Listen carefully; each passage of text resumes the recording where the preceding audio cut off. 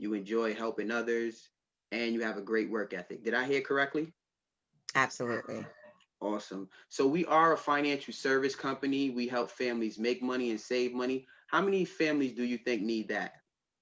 Man, everybody needs that. Great, great. So we actually have a webinar that explains exactly what we do. It's ran through the course of the day.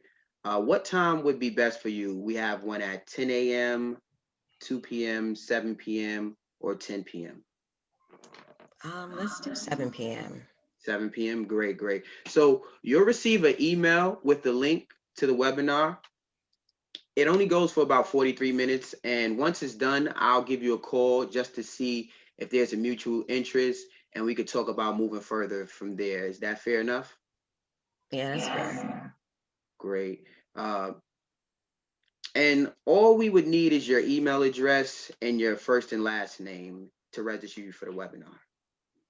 Okay. Emily Kume, at yahoo.com. Great. Um, we'll be talking to you soon. Have a great day. Bye. So that's a great way to actually get people on the webinar. And we use that like consistently.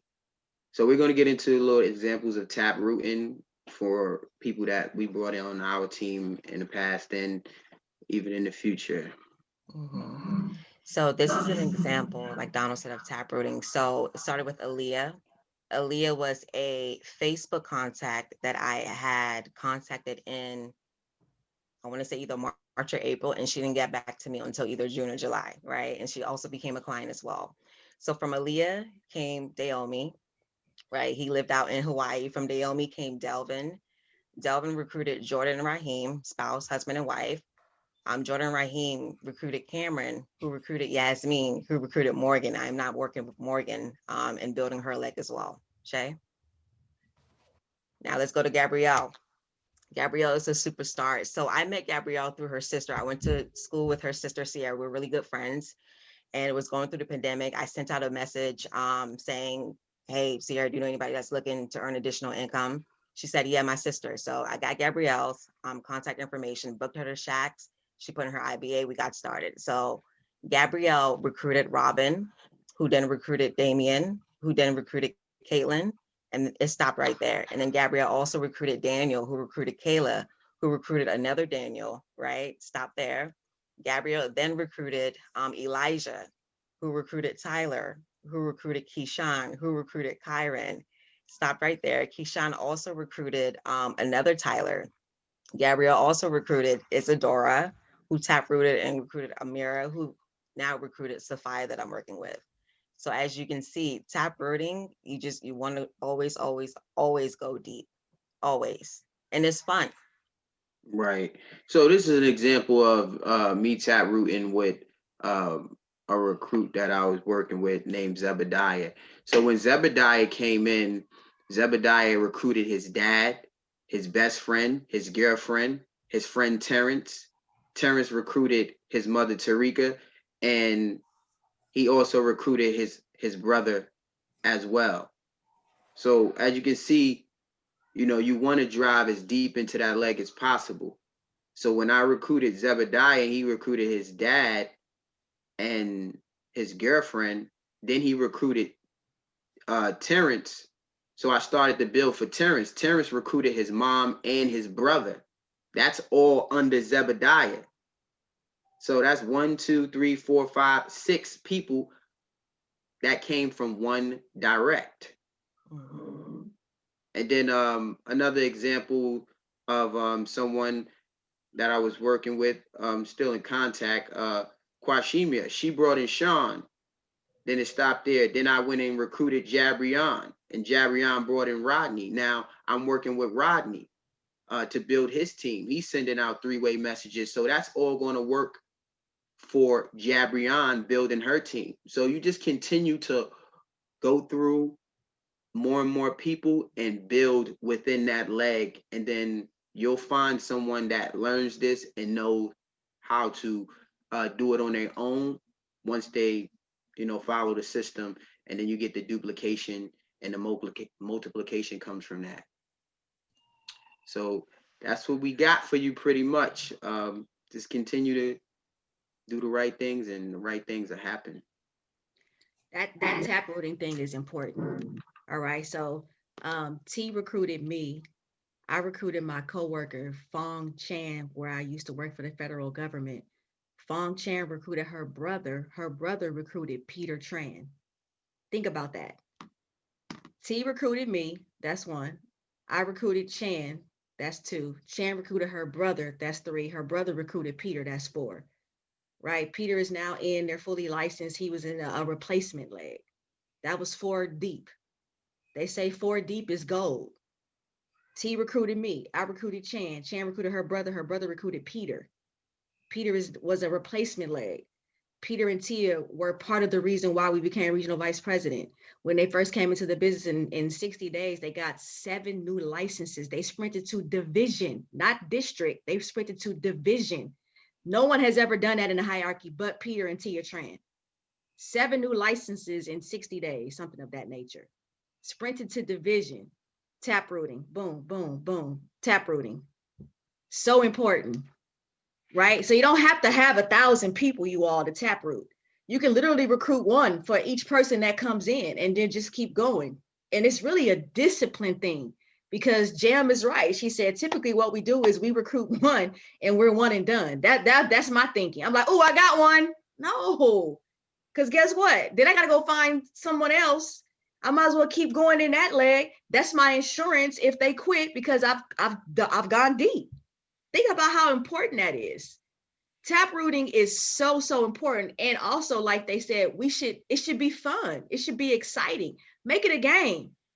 How soon can I get Donald a new recruit? Okay, boom, we got Jam. How soon can I get Jam a new recruit? Boom, we got Gabrielle. How soon can I get Gabrielle? Boom, we got Elijah. And just, even if it's just one, you all, this is for all of us. This is something all of us have got to master. Taprooting. It doesn't take 1,000. You can literally recruit one and just keep going. Boom, boom, boom, boom, boom. Now, obviously, you want to get wide, yes. However, getting one for one should not be this big old mysterious thing of us not doing it. Frankly, we're being lazy, to be honest with you. That's what it is, right? So we got to keep it going. We got to master that taprooting. That is the lifeblood of our business, successful recruiting. All right, you guys have any questions? Everybody on here taprooting, huh? I have a question for you. Go ahead, Donald. Yeah, I wanted to add something else that we are doing too that is proven to be beneficial. I know a lot of times some people that are interested in the business, they don't actually have the 124 to get started. So what we've been doing is putting them on a sponsorship program, still allowing them to go through the process of getting on the orientation video with Samir and, setting a work session with them. Jam's been doing an awesome job with that. That's the work session queen right there. So we actually still move them through the process. We let them know that 124 is important for them to get in the system. And if you can get it before, we get on some appointments and possibly help a family and we'll sponsor you into the program, we would prefer that. But we want to get you on some appointments and potentially help a client, and we'll get you in the system that way. We've done that on our team. I actually did that with Jabrion and her first recruit, a guy named Rodney. He was on the sponsorship program. I told him, get me on some appointments. If we help a family, we can get you in the business. We turned out we helped his mom. His mom got coverage with us. Now he has his mother coverage, and he's moving forward and learning the business. So that's big too. You want to still give them the opportunity to get through the system, and you can taproot through that because. And then, like I said, just getting them to get started in the process, even if they don't have the money right now. I'm working with a guy named Anthony. He doesn't have the money until next week, Friday, but we're still going through the process. I already did an appointment with him and his mom. He's talking to people. He's sending out 3-way text messages. I have a recruit that's going to go under him on the same day that he comes in next week as well. So still work when you have people that don't have the 124. It's not over there. Like keep pushing. Yeah, that's important. So what do you guys say to get people excited about recruiting someone on their team? Like how does that dialogue go? So you're doing your work session and you're extracting names and numbers, right? Because people tend, the first thing they say, I don't know anybody, right? And in my mind, I'm thinking, oh, okay, you're not inspired and you're not encouraged. That's why you're saying that. You're not even excited, because when I'm excited about something, I'm telling everybody and their mama, I don't give a dang if you like it or not. I'm still gonna tell you, because why? I'm excited. And and you know, people exude excitement when they're excited about something, right? But when they say I don't know anyone, that's an indication. Okay, you're not excited, you're not encouraged, let alone are you inspired, because you're saying you don't know anyone, but you have Facebook, you got Instagram, you got Snapchat, you have all these social media handles, and you have a cell phone, which means you have names and numbers in your phone, and you have parents, you have aunts and uncles, you have siblings, but yet you're stating that you don't know anyone. So what is it that you all do to get people excited about even giving you those names and numbers so you can even begin to tap root within their market? What do you do? You wanna answer that, Jim, or you want me to go? Yeah, we can both answer that. So usually, Shay, within that, I actually break down that objection within my work session. When I tell them the story about, God forbid, if you was to see somebody that's already on your list, and you didn't introduce them to your business, right? They'll probably ask you, okay, so can anybody join your business? Yes, absolutely. Anybody can join my business. Can anybody get help financially? Yes, anybody can get help financially. Why you never reached out to me? So by me saying that, it's something in their mind psychologically that's telling them like, damn, like I have to reach out to anybody, right? Because first of all, I don't know what this opportunity can do. And I don't want to have that on my conscience, just me not being able to reach out to them. And I could have, God forbid, if something was to happen to them, this could be an opportunity that person is looking for, and I have it. And I didn't do my just ways by sharing that opportunity with them. Right. So automatically in their mind, they're thinking, okay, I got to reach out to everybody because I don't want that on my conscience. That's number one. Right. Right. And then it also taps into their goals. So as I'm doing my work session, you know, is a trust, we're building trust. So they're actually telling me, you know, what's going on either with their family or the type of goals that they want to accomplish. And I actually drop some of those seeds within that work session as well. So for example, I sat down with Amir. Amir started talking about, you know, how she wants to provide for her mom, how she wants to retire her mom, right? So just getting them excited about, you know, what they can possibly see happen with this vehicle, right? And having that mindset that, listen, if you do not reach out to these people, it's going to be on your conscience because this could be an opportunity that person is looking for. So That's good. yeah. Right. And to piggyback off of that, I always, you know, ask, like after they do the orientation video that Samir does, and Samir touches on, you know, building a team and getting off to a fast start.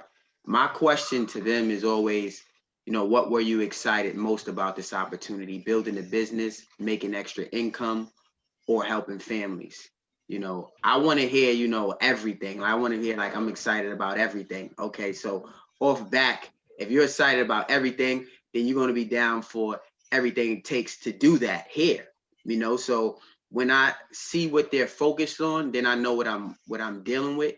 But the work session pretty much covers them needing to be excited about building a team, because when we go through the type of people we're looking for to build your team with, you know, it breaks down the characteristics.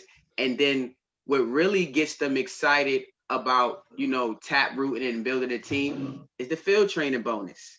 Because this is what you have to do in order to make this money. You have to do 1 by 1 to get $300, 2 by 2 to get 6. So you're not going to be able to make this money if you don't hit on both sides. So if you're money motivated, then you're going to make this. And then we talk about inventory. So if you were working at a shoe store, what would be the inventory there? They say shoes. Well, here your inventory is names and numbers. If you don't have any names and numbers, then this is not going to work for you. We need names and numbers to work with. And that's how you're going to get trained. That's how you're going to build your team. And then a lot of times the people that come in that say, hey, I don't have names and numbers, or I don't know anybody, They just are scared to talk to people. I tell them, listen, you're not going to be doing none of the talking. You're going to be sending a 3-way text message. I'm going to set the appointment. I'm going to talk to your potential recruits. I'm going to get them on a webinar. I'm going to tell them about the Zoom presentations that we have throughout the course of the week. So I'm going to do everything for you. All you have to do is send out this 3-way text message, and I'm going to build you a business. And then once you see how I'm doing it and you can duplicate that, you can be off on your own and doing the same thing for your team. Shay, and also one more thing, sorry, and also overrides. So within my one-on-one, I tap on overrides, man. So just them thinking, damn, I can make money and I don't have to be there making money. They get excited about that. They want a whole bunch of Donalds in their business, you know? So it's just, that's definitely one of the main things that I tap onto as well, is the override system that we That's have. important. Being able to communicate the opportunity. That's what that boils down. So you guys hit on a whole bunch of points there, right? It's a whole bunch of nuggets in there on how to get people excited, because the first thing people say is, I don't know anyone. And it is because they're scared. You know what I'm saying? So there has to be a way to be able to extract those names and numbers from people. I think the products and services do the justice on their own, and people have to understand how important it is that we do to get this information out there. So that's great job, y'all. Anybody else have a question? Anyone? Me? Yes, ma'am. Okay, so I know that when I sit with Jim and Lee with sometimes some of my new recruits that we do the work sessions. Just recently we just had somebody that was overly excited, so excited he want to go talk about everything, and we already explained to him, don't do that. So now some of his people has been running away because he's puked up, excuse for the word, puked up on people and not giving too much information. How can you bring that back? How you can survive, bring that back to where you can still get the people on, still want to sit down with him doing a presentation? You gotta put that armor on in the beginning though, so they don't do that. They have to understand that.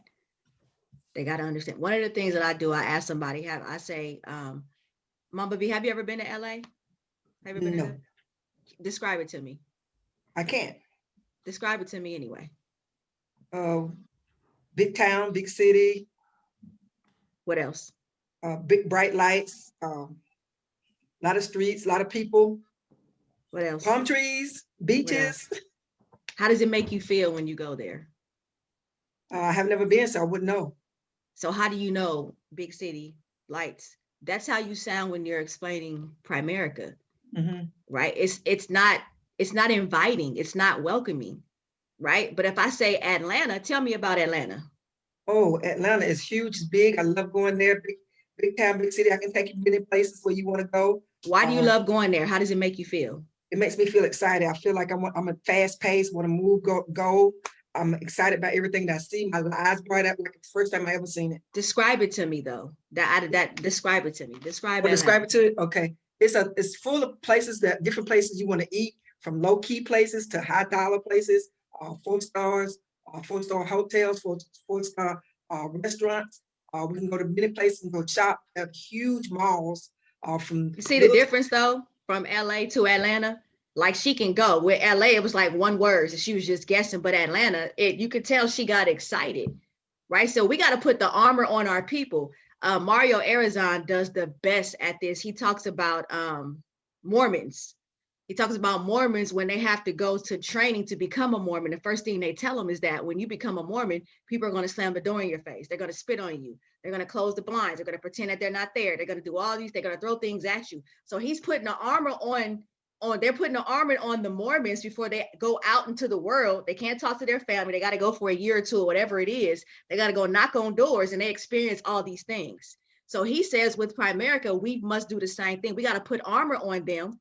And one of those things is letting them know, let us do the talking for you, right? Because if you don't know what you're doing, you're going to get the door slammed on you. You're going to do right. But if you're exciting, if you're encouraging, if you're motivating, and you're allowing your trainer to do it, that's how it works until you learn how to do it. I think that's very important. So if you let them know up front, and then you stomp them, like Shaq talks about, stomp them when they attempt to set an appointment, or even stomp them when they attempt to recruit someone, because they're going to get questions back and they're not going to know how to answer it, right?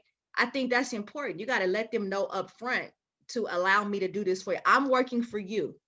You understand? This is what I'm going to earn you that field training bonus. All you have to do is provide me the names and numbers. You can watch me, you can shadow me, but watch me do everything. How does that sound? How does that make you feel? I was excited watching Shaq. We went on 22 training appointments. About 16 became clients, and about 7 or 8 became recruits. And that was our family members. When Shaq came to our reception, right? I remember him saying, I didn't see everybody here. Yeah, because I was so excited because you were doing all the work. I didn't have to do anything. Me and T just sat there, took notes. Whether it be good or bad, Shaq did everything. And that was exciting for me because what I remember from our training is him recruiting people and also getting those checks, right? So I think in the beginning, you have to set the table. You have to let them know what it is. You set the playing field for your new teammates. They got to know this up front. Yes, I get that you're excited. And when they call you, say, you know what, I'm so excited, but I'm going to let Mama V talk to you, okay? Because I just started, but I'm so daggone excited. Man, I'm excited. That's it. You don't need to say nothing else because you're going to throw up. You're going to say life insurance. You're going to say recruiting. You're going to say all these words that employees don't like because it's a red flag, right? And they think it's a scam. So I think you got to set the table up front. I don't know, Jam and Down, do you guys have anything different? But that's been my experience in setting that table up front for your new teammates. Yeah, I agree exactly what you say. Just setting the table and stomping them, giving them an opportunity to try to talk to me about Primerica. Like if you were setting an appointment with me, like try to set an appointment with me. And I'll show them the things that they're going to run into that they can't overcome as of right now. And I'll give them an example, like I'm into boxing. I said, would you right now jump in the ring with Mike Tyson, like in his prime? Like, would you jump in the ring with Mike Tyson in his prime? Yeah, I get they had his prime or not. I ain't jumping in the ring. Exactly. I want because Mike Tyson, that's my man. So I'm like, would you jump in the ring with Mike Tyson? Like without having no training or nothing, they be like, nah. I'm like, what's gonna happen? You gonna get I'm gonna get beat up. I said, yeah, that's what's gonna happen if you go out there and try to talk about Primerica to people. People are gonna beat you up. They're gonna tell you, oh, it's this, it's that, is you it's hard, you may not be able to make. So I already let them know that's what they're gonna get, but the proof is in the pudding. You give them the facts about our company and where we at and how many states we're in. And when you run off these facts about them, so when they get out there and hear the people give them false information, they could just be like, okay, well, what I tell them is if you get into a conversation with someone and, it's going to the point where you can't really answer their question, be like, hey, I'm just starting. I have a business partner, my trainer, actually. I can get you on the phone with him. Immediately get me on the phone with them. And, I'll give them the information that they need. But, sending that 3-way text message out will alleviate them really having to throw up on everybody. Yep. And I always ask them, I say, who do you think can explain this opportunity better in this present moment, me or you right now? And they always say, you. So Mama V, I'm gonna send you the text message because we do a lot of character reference. And what it usually says is, because when we get those text messages, they're always responding, right? Or the people are always, hitting him up. So what I say is, I text them to say, it's a great opportunity to earn additional income. Please, what do I say? It's a great opportunity to earn additional income. My trainer will reach out to you. Right now, I am not licensed. I have to stick to compliance. My trainer will reach out to you. Just like that, it cuts everything off. So I tell them to say, don't say nothing less, don't say nothing more. You revive those. Okay, hold on. You've been hiding that. You ain't never said that. I got you. I'm sorry. Get her, Shay. Get her, Shay. Sorry, y'all. I had to get on her. That is a nugget. I've heard it before, but we didn't put it in a text message though. Yep. Because it scares them. Oh, I might say something that's not compliant. Call my trainer. You know what I'm saying? Like if Shaq, I'm scared of Primerica Popo, okay? You say compliance, I'm like, oh, call Jam, call Donald. That's good. Absolutely. It is. Yes, that's real what I say to them. Can you revive those, the ones that because it was family members? The warm market. Can you revive those back? Call them and see. You won't know until you do it. Right. Jump on that bike and ride it and see what happens. All right. And another thing I do, Mama V, because I've had that people who threw up on their warm market and they really don't want to even do an appointment. What I say is, because I already told you in the beginning that was going to happen. So now you saw it. So now let's not continue to do that. You got more people in your warm market. So you see why we do the things you do.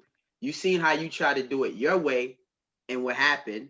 Now let's go about doing it the way that we supposed to so we could get you some results.